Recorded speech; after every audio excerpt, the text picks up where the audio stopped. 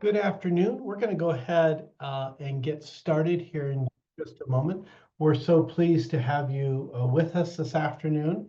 And of course, we're here together with the co-sponsorship and support of the Head Start California, along with the Region 9 Head Start Association and our training partners, Julie Kurtz, as well, who presented on Tuesday, as well as the team here from Devereux. My appreciation to Susan D'Amico with Devereux Center for Resilient Children and her support as we go through this time.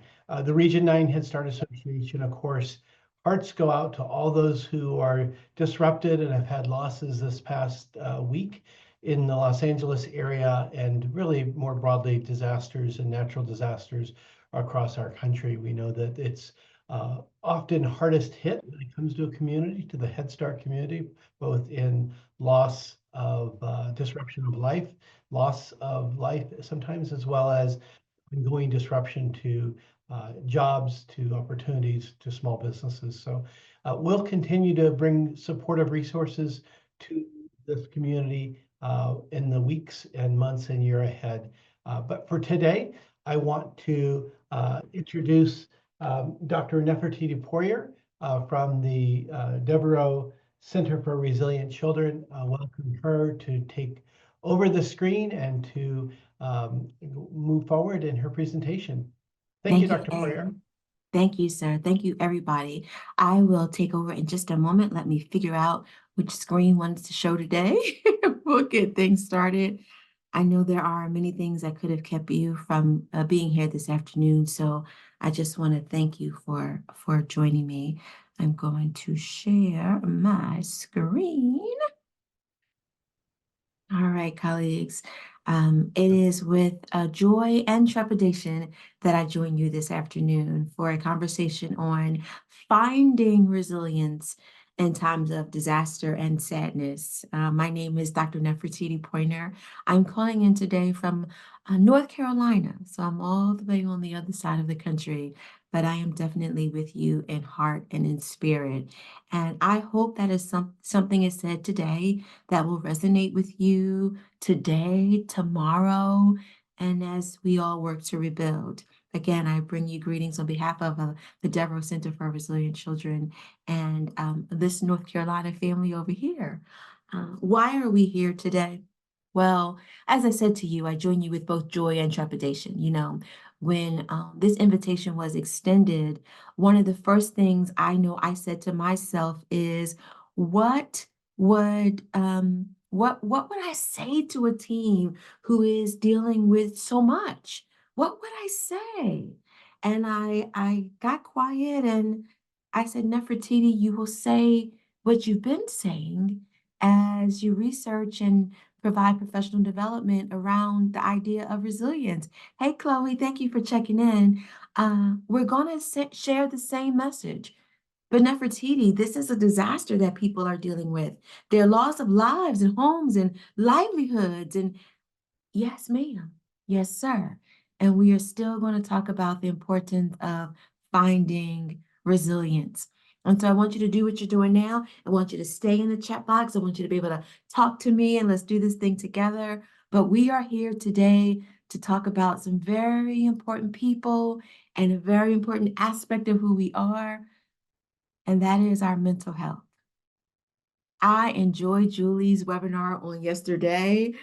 It was a joy to listen to her stories and her antidotes and her brain research as we think about how to support those that are living within our homes and in communities that we know. Until I can see you again, no matter what conversation is being had and discussed, I would like you to make sure our mental health is a part of those discussions. Physical buildings may fall, personal belongings may be lost, and we still have to focus on one of the most important aspects of who we are, and that is our mental health.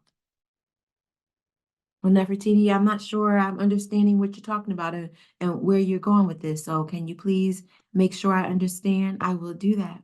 I will do that. And I'll do that by telling you every day I get up in the morning, I get to work as a part of an amazing team who works to build the resilience of infants, toddlers, preschoolers.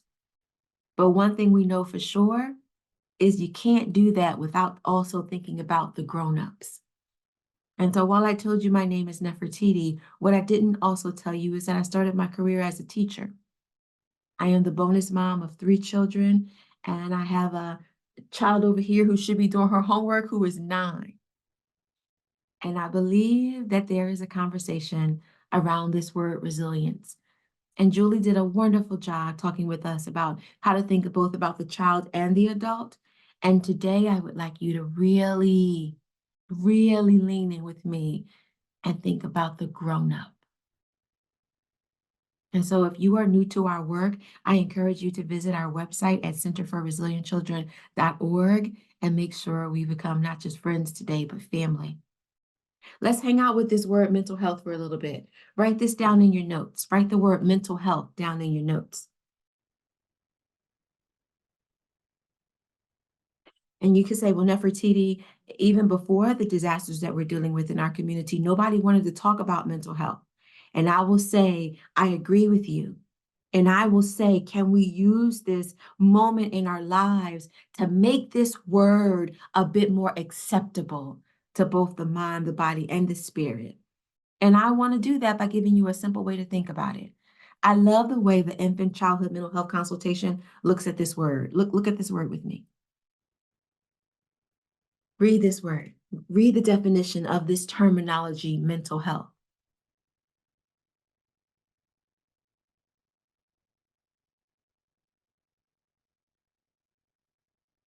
And while I still have it on the screen, I ask that you make it personal. I ask that you put your name in front of the bullet and then read it again.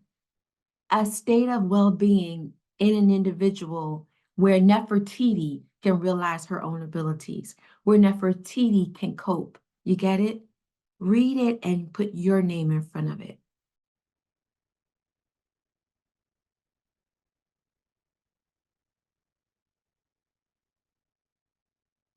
As you work to support the community that is to the north of you or to the south of you, you are going to need your mental health. As you work to build the structures within your own family, you are going to need your mental health. You're going to need to realize your own abilities. You're going to have to cope with the normal and not so normal stresses of life. You want to work productively and fruitfully. And Nefertiti, it feels selfish for me to even be on this webinar today where the community to my north has lost everything. I understand that. And I can say to you, with your energy and your mental health, you can be what that community needs. All right. I don't want to just talk at you, but I want to give you some things to think about. And then I want you to have this conversation along with me. Keep your piece of paper out because I want you to think about this with me too.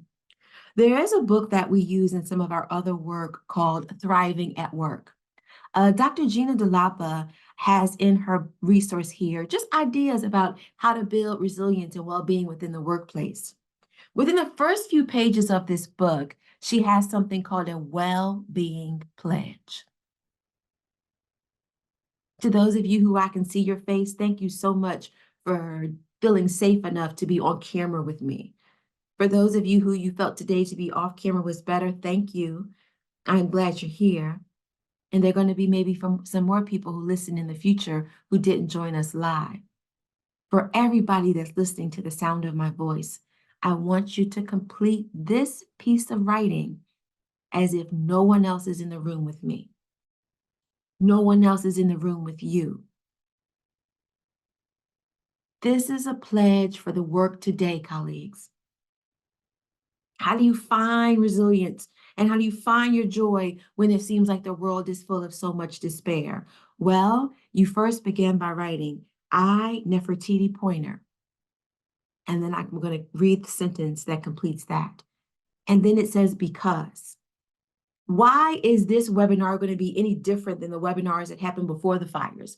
I know well-being is important. I know self-care is important. Why is this going to be the day? And why is this the webinar you needed to hear so that you can do something different in your life? What's going to be your because, colleagues? So what am I asking you to do? I'm going to play a timer. I'm going to press the timer in the corner of the room, of the webinar room, for 2 minutes. I want you to write your name on this line on your paper, and I want you to write your because. What's going to make today different? And then I want you to read the well-being pledge in totality. And when you are finished, I just want you to throw a heart in the chat box. First, to let me know that you're done, but then to commit to this moment that we're so fortunate to have. Let's do it together.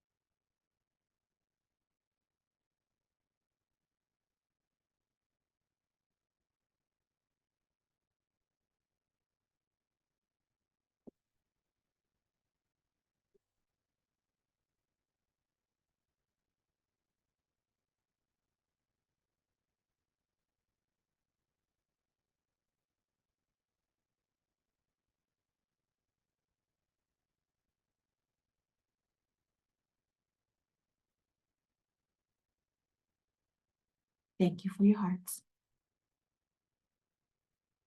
If you're finished, drop a heart in the chat box, please.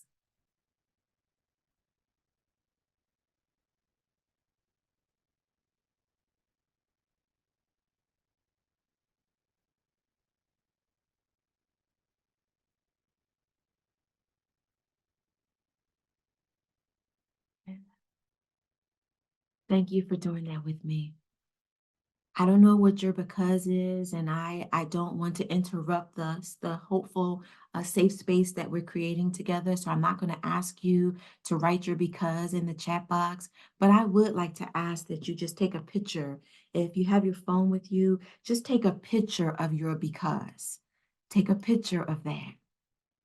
Take a picture of that. Thank you. Oh, I love that person who I don't even know how you did what you just did. I love you. I love that you just were able to add your statements to the box. I love that. I love it. Thank you. Again, I was a little nervous on exactly what to say to a group who's dealing with so much devastation, but I was of the mindset that this is the message we need to hear. I have to recommit to my wellness, Nefertiti, because I want to be a support for those that are in and around my community. And so I'm going to commit to this today and to me today so I can be what other people may need from me. And so I thank you for that. I believe that the rebounding and the rebuilding and moving forward and how we're going to take care of the children has a lot to do with the grown up. You know, grown-ups are going to look to us, the children are going to look to us to think about how to rebound from the devastation that we're all dealing with. And I want you to remember this very old African proverb that says, it takes a village to raise a child.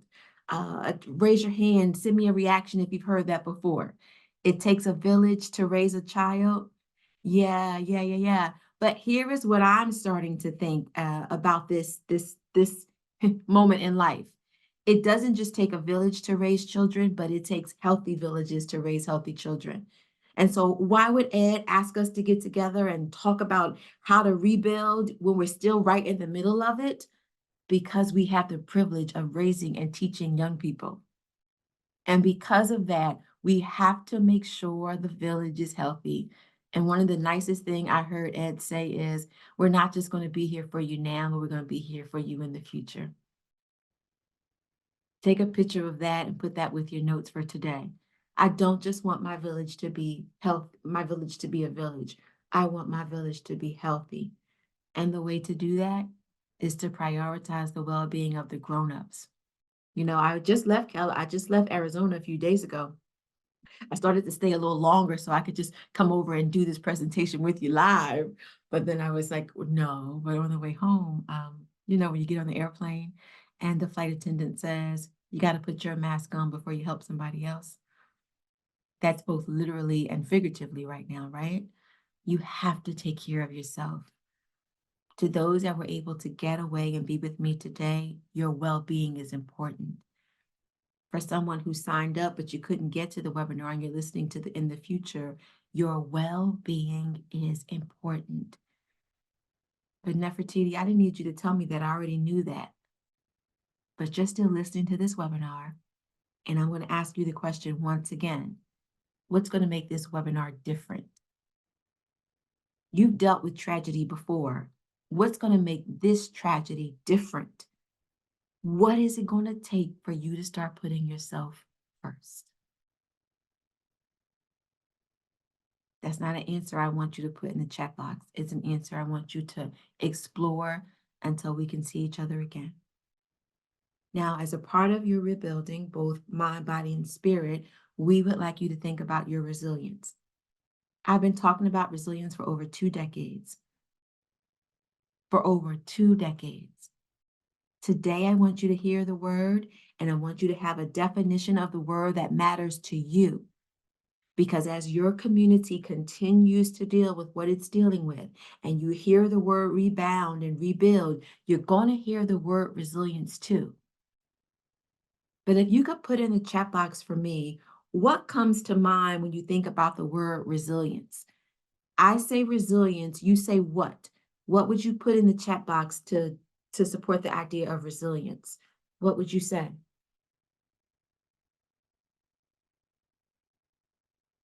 Thank you. I love the way you said that, Cindy, to put hope and patience together, not giving up, strength, hope,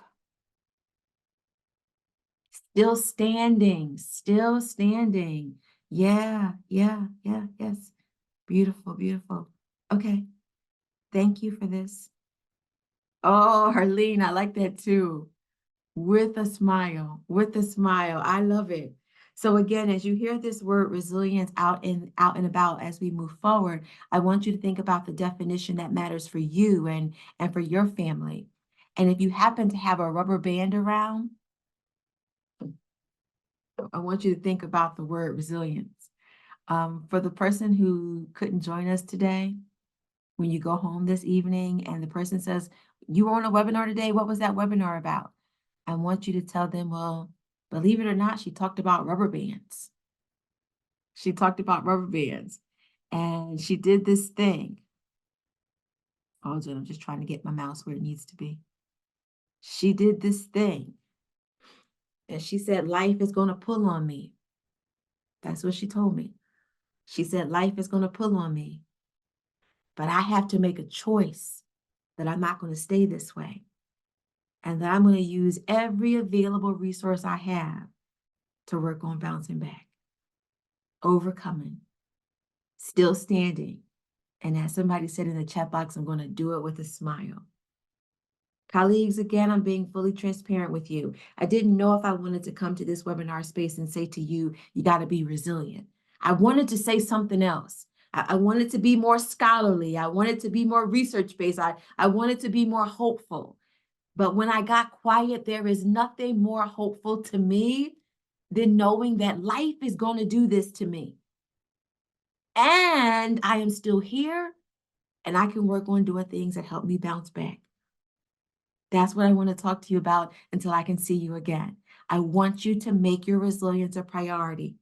It's a process of adapting when you're dealing with the things that you are dealing with right now. But Nefertiti, how do I do it? Some of us are down to just ruins, but they can't ruin your spirit. You can't let it ruin your spirit. Because what I've learned from the resilience research, it's about the way I behave. It's about the way I think, and it's about the way I take action in life. Nefertiti, it's very easy for you to say that. You're all the way over there in North Carolina, sitting in your home. You don't understand.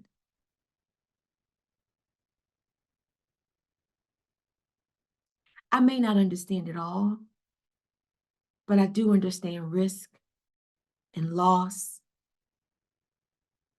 And I also understand hope and hope for tomorrow. And I also understand that I can't always control what stretches me, but I can control how I bounce back. And so before I let you go today, let me give you some ideas to think about, because it's now time to make yourself a priority. We call it bouncing back. You may want to give it some other language, but now I want to give you some ideas on things that we can do. Anne Maston, who is a researcher in the body of resilience, when she wrote her story about how how children are resilient, she called the story Ordinary Magic. I like that title. She writes in the research for us what she saw in the behaviors of resilient children. And when she went to coin the title of her book, she called the book Ordinary Magic. And so here's what I want you to know about this until I can see you again. I want you to lean into the ordinary things that I'm going to share with you for the next few minutes. Ordinary. I didn't say they were going to be easy. Ordinary means they're common. Easy means sometimes it's going to cause you a little discomfort or difficulty. Some of this is not going to be easy, but it can be ordinary. And again, stick with me for the next few minutes as I share a few ordinary things I want you to think about. But first things first, you've got to give yourself permission. Remember back in the day, I don't know if they do it now, but when you were in school and you had to go from one classroom to the next classroom, you had to have a permission slip. Anybody that old, y'all remember permission slips? Okay. Or when our parents had to take us if the school was taking us on a trip, we had to have a permission slip. Well, today, I want you to give yourself permission to do the things I'm getting ready to say. And you want to know why I'm asking you to give yourself permission? Because the things that I'm going to share with you now are both research and evidence-based, and they're so easy for you to say, oh, I'm not going to do that. I'm not going to do that. But today I want you to write down in your notes, I give myself permission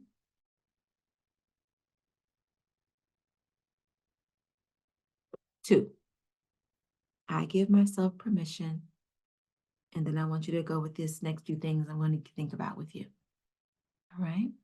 I welcome your comments, your questions, and your concerns as we move forward. Number one today, colleagues, I want you to say, I give myself permission to feel. There are a few of us on the webinar that the fires are not directly impacting us because we still have our homes, we still have our families. But as you watch it happening around you, it is starting to happen to you as if it's happening directly to you. And that feeling is just coming over you every day. It's okay, you are human. I am asking you until I can have a chance to see you again. First things first, as you work to find resilience, is you give yourself permission to feel. Stop whatever you're doing and come into this chat box and use this feel wheel that I use with my 9-year-old. I want you to start wherever you are on this wheel, and I want you to drop your feeling word into the chat box. You can start with scared, you can start with joyful, you can start with powerful or peaceful or sad or angry even. Look at the feel wheel and drop your feeling word into our chat box, please.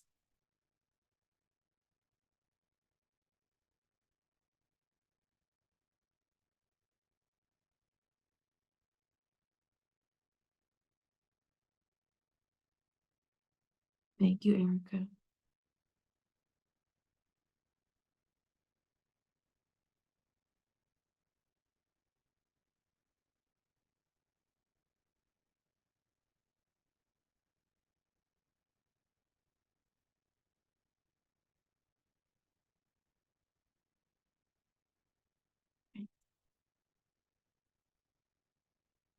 Thank you to everybody who you didn't feel it an inappropriate use of your time to respond to my request.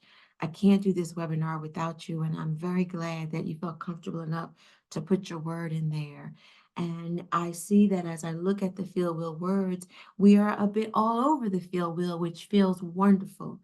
Which feels wonderful. We have Latoya at despair, then we have Betsy at overloaded, and we got a lot of anxiety. And I want everybody in this in this room to know, guess what? Every one of your feelings is okay. It is okay.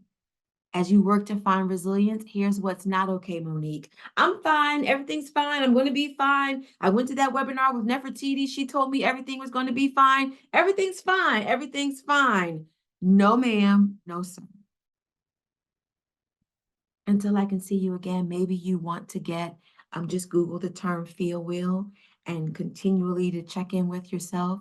Those of us who are raising children and or who have children in our classrooms, we want to check in with their feelings. Nefertiti, you said this webinar is about resilience. What are you asking me to do here? First thing first in finding your resilience is to stay connected with how you're feeling. Stay connected to how you're feeling and know that every one of your feelings is okay. Now, remember, feelings are like visitors. They can come in, you can sit them down, they can say hello. But when you're ready for that feeling to get the heck out of there, you can give that feeling an eviction notice. Don't say it out loud, but has anybody let depression come in and then depression sat down, had the nerve to put her feet up, and then had the nerve to ask for some sweet tea from the kitchen? Yeah, no. It's time for depression to get out of here, frustration to get out of here. It's not going to happen at the end of this webinar, but I am in control of what I allowed to come into my spirit and what I allowed to get out of there. So today I'm asking you to give yourself permission to feel. Please write that down in your notes. Today I give myself permission to feel.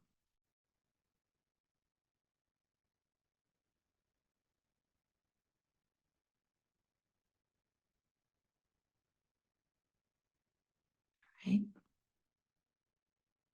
Okay. Next things next. I'd like for you to give yourself permission to rest. And I chose my words very carefully when I put this into our PowerPoint for today. I want you to give yourself permission to rest without guilt.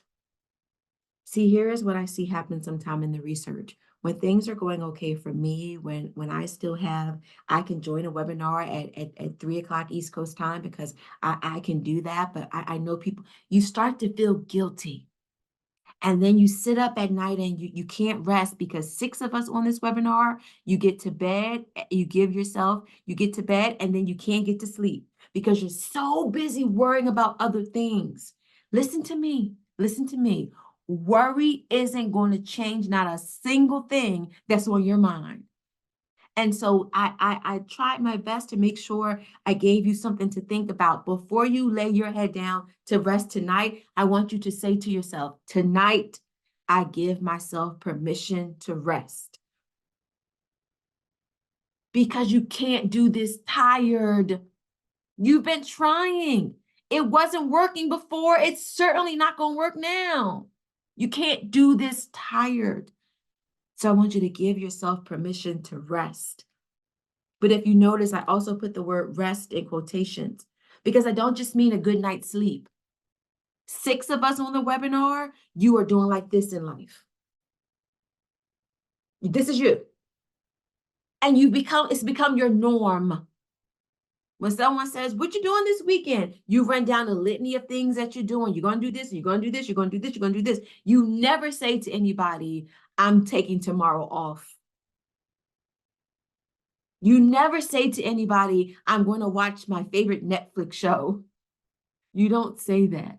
You don't say to anybody, I'm going on a hike this weekend. Like, you don't say those things because you're not resting. And so today, colleagues, I'm asking you to write in your notes, I give myself permission to rest. And don't forget to add those words, without guilt. Now, one of the ways I advocate for rest is to practice mindfulness and to do deep breathing whenever and wherever I can. I can't tell you how anxious I was coming to this webinar with you. I just finished a webinar and a half an hour before. I didn't know if I was going to say the right thing to you or not. And then I said, Nefertiti, you've been preparing. You examine the well-being research. You examine resilience. That's the message this team needs to hear. And so I practiced deep breathing in the minutes before the webinar. I just got quiet. And that's what I would like you to do with me, if you wouldn't mind. Can you get comfortable wherever you are, please? All right. I'm going to play a 60-second breathing exercise. If you feel comfortable, I will love for you to do it with me. I need it, so I'm going to do it with the screen. Give yourself permission to rest without guilt in this next 60 seconds. Let's do it together.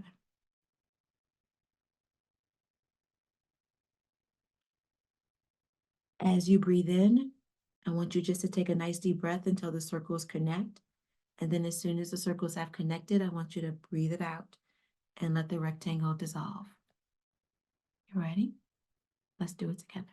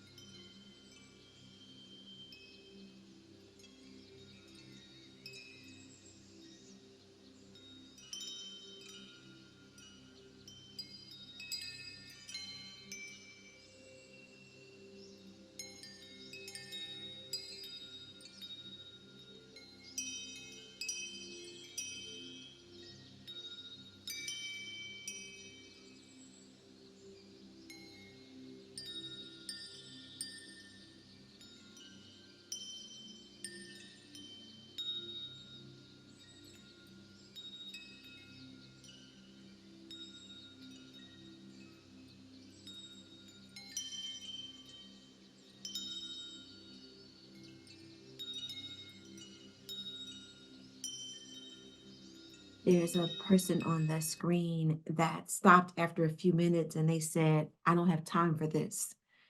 Maybe not somebody who I can see, but maybe somebody who I can't see, or maybe even somebody I could see. You said, I don't have time for that. I came to this webinar looking for strategies on how to look for resilience. And I'm going to say to you what I see very much from the well-being research. You don't have time not to focus on your breath. Sometimes when the nervous system has started to just go down and the brain is not functioning in the way that we need it to do, it's because we're in a place where we're not paying attention to anything, that including our breath. And so I'm asking you to write in your notes, today I give myself permission to rest, even if that means I just sit in the corner of my office and do a few deep breathing exercises. I give myself permission to rest. Let's write that one down.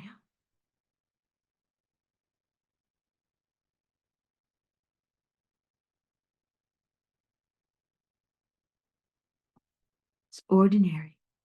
Not always going to be easy, but it can be ordinary. Next thing I want us to do is to write down in my notes, I give myself permission to experience gratitude. Experience gratitude.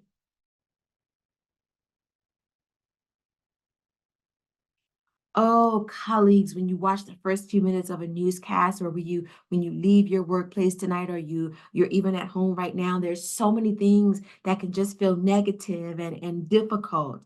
And so I am asking you to admit amidst the stuff you're dealing with, to also give yourself permission to experience gratitude.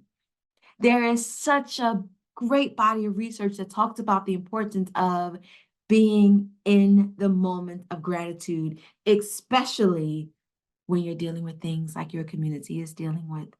And so I thought before we got out of here today that we would practice. And so I'm going to set my phone for 60 seconds, just 60 seconds. In 60 seconds, I want this chat box filled with things that we're grateful for. You ready? Ready, set. Wait, no, don't go yet. Don't go. Don't go. Ready,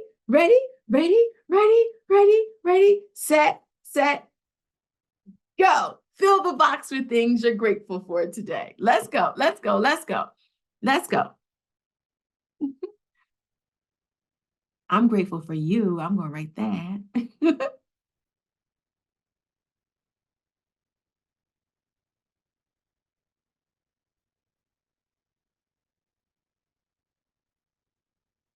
Thank you.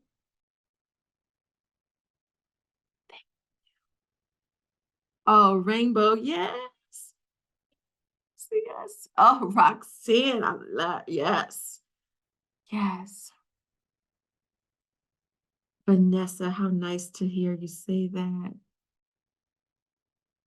Oh, Patricia. Yes. Yes. Yes. Rosalie, love it. I love it. Oh, rainbow. Oh, yes. Hey, Norma, yes. Yes. All right, my timer said we're up. Apple TV, yes. Listen. You could say Nefertiti. It feels very weird to do this again. I thought this webinar was about how to find resilience in moments of despair, and that's why I chose my words carefully. It is about that. And you have to give yourself permission to hold on to gratefulness, even in moments that feel so heavy like this. This is the moment where we need it the most. And I started to write down what you were writing, because guess what the research says about gratefulness? Even though I may not be experiencing the same things you're experiencing, as I wrote down and read everything that you were writing and you shared, my brain received it as gratitude. So you showered gratitude on me, even though I may not be experiencing the same thing. So here's the other thing. Until I can see you again, if there's a moment that gets really hard and you just can't seem to find the gratitude, I want you to go to somebody in your workplace or in your home and say, tell me something you're grateful for today. Because guess what? Even if it's not your own gratitude, the brain receives it as gratitude, and you're showering joy over your brain. So on those real tough days, lean on someone else and lean into their gratitude. And then let that be your energy to gather your own gratitude so you can do that for someone else when they need it. Please write down in your notes, I give myself permission to experience gratitude.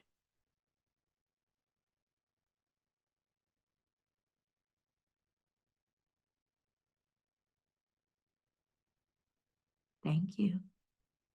Just a few more and we're going to get out of here.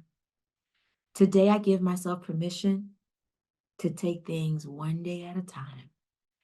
Please write that in your notes. I give myself permission to take this thing one day at a time.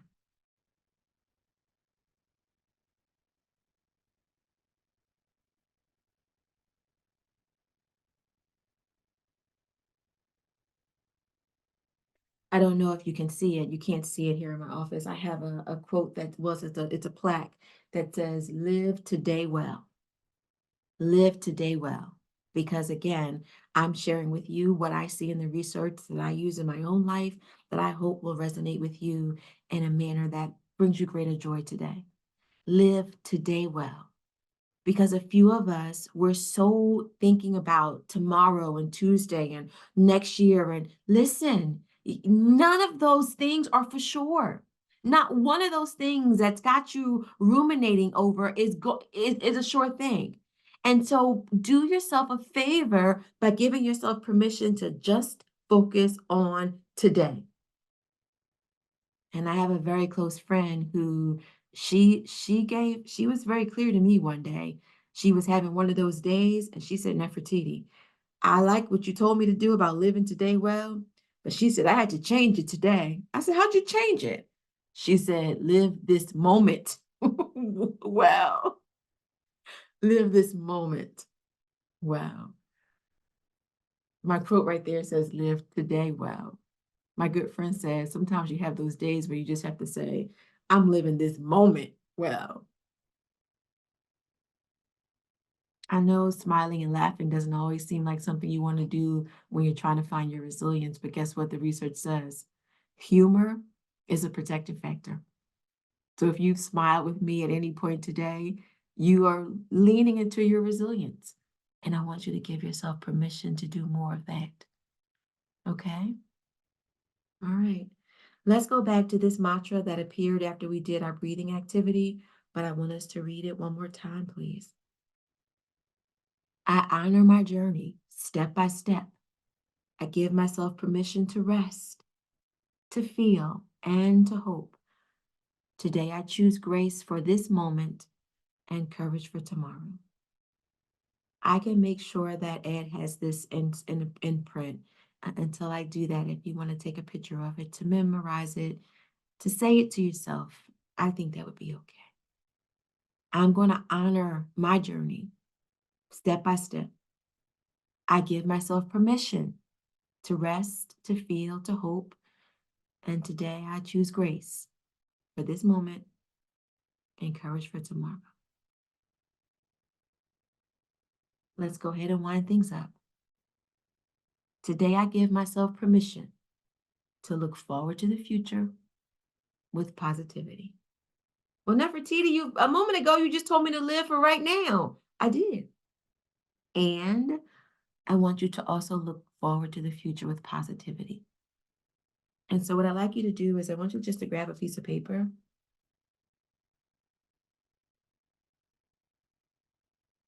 And I want you to just do a quick vision board for yourself.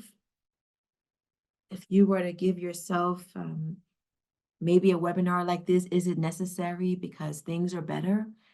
Future is different in a good way. What does that look like for you? What does your 5-year future look like for you? What does your 10-year future look like for you? Pretend there's nobody else in the room. For just 60 seconds, I just want you to write down what this one would look like for you. If I gave myself permission to dream about what my 5-year future would look like, my 10-year future would look like, what would that look like? I'm going to set my timer for 1 minute.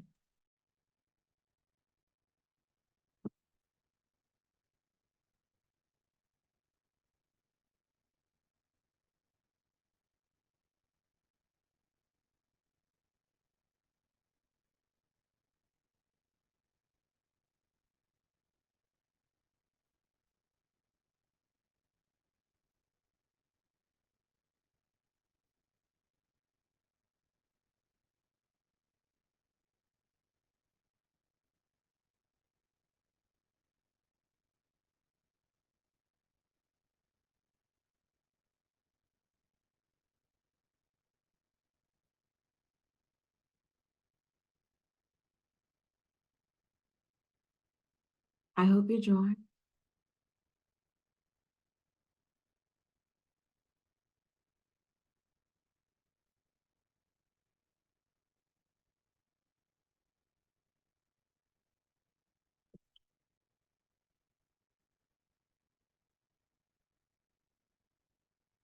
I invite you to finish up what we started here today.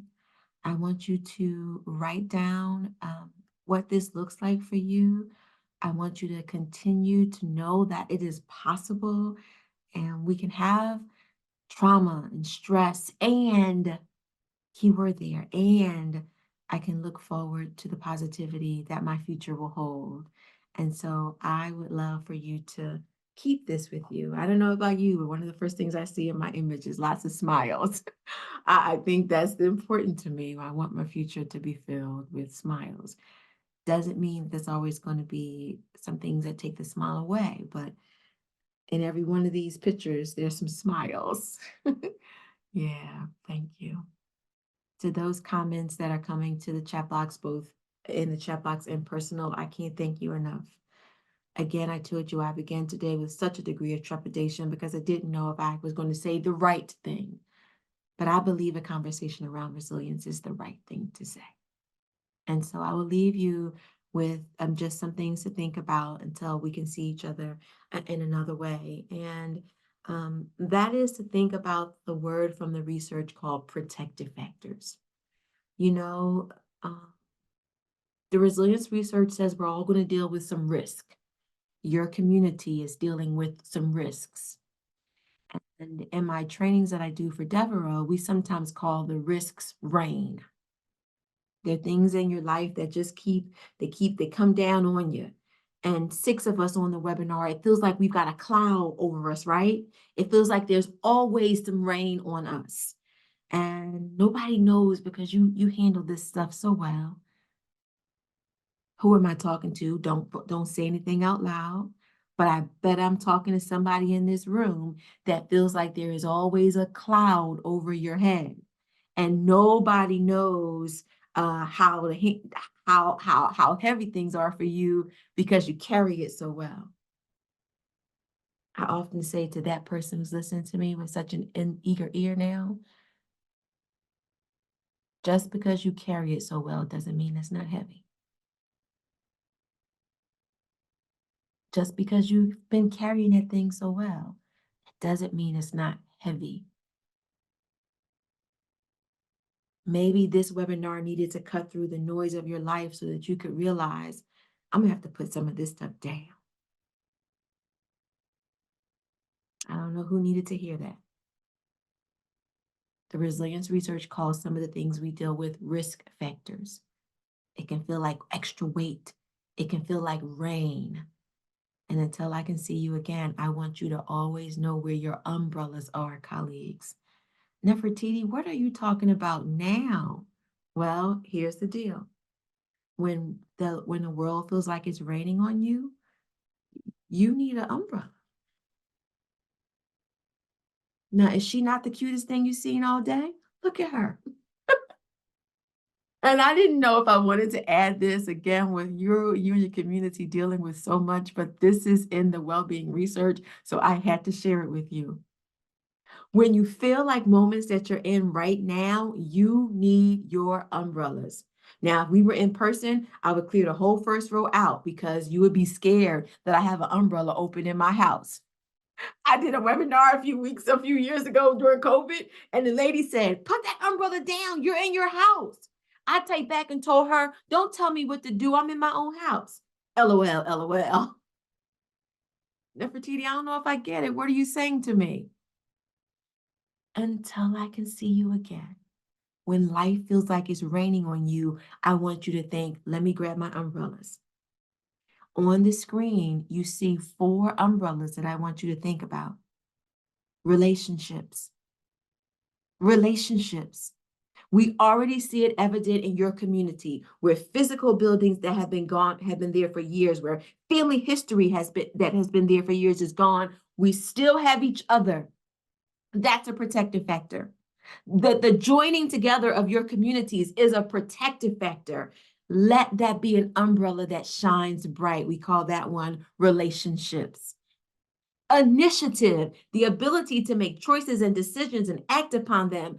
How can we build back better than we were before? Let's not just go back to the same way. How can we do this differently and better? And your voice needs to be added to that conversation. That's why you have to prioritize your wellness. Initiative is one of your umbrellas. Your internal beliefs, how you feel about yourself. Nefertiti, my entire life is now in ashes. I remember that feeling when we lost our house to fire when I was 17 or 18. No, I was 16, I think. We had a community. My mom had let me have my friends over. It was my senior year of high school. And we had just had the kitchen redone, and I invited all my friends over.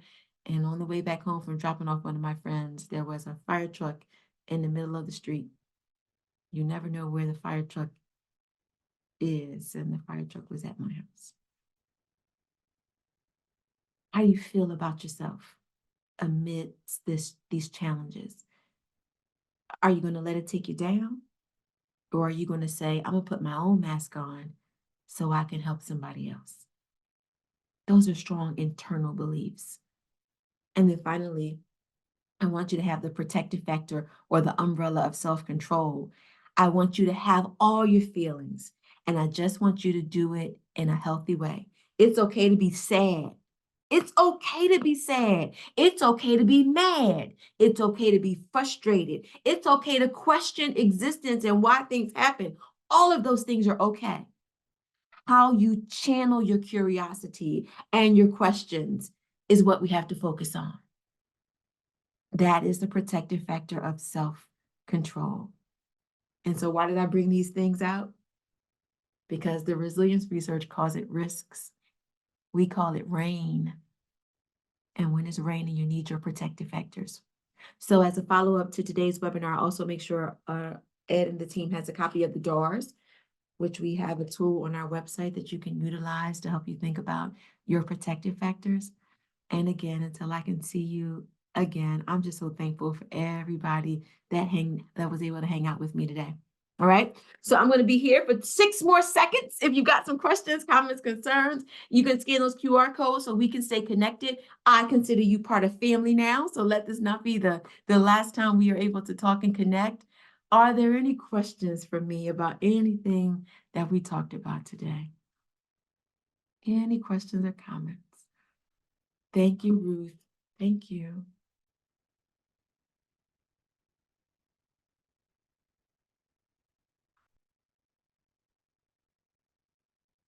You know, sometimes the diamonds shine, the light shines the brightest when things are dark.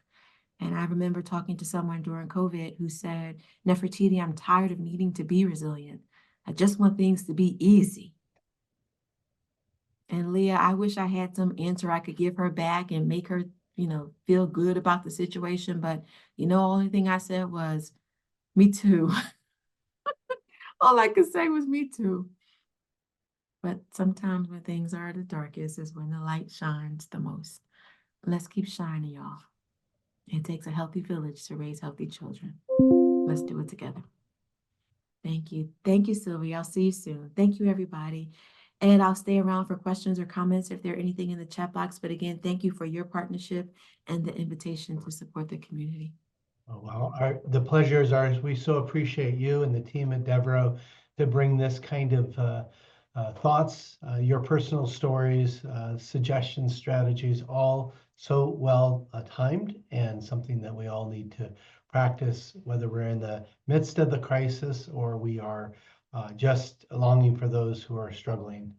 Certainly important habits to form and consciousness to raise. So thank you for that. And thanks to everyone here who joined us today. We'll have the recording scrubbed a bit and then be sending out an email, hopefully Friday afternoon, with a link so you can share it, rewatch it, skip along to the parts that you want to share with your family. It's always a resource. We're here to be supportive. I've also put up on the screen, I believe you can see my screen, we have some other resources. The community gathering for individuals and families was led by a very prestigious group of therapists and organizations that really focus on grieving. So you may choose to take a moment and review that video as well. The live session was, I believe, yesterday or the 21st, but we do have access to the recording. So thanks for that resource that's ongoing in LA. We are meeting with the National Head Start Association tomorrow to hear and strategize on what can be done, as well as we continue to work with our regional office and collect donations.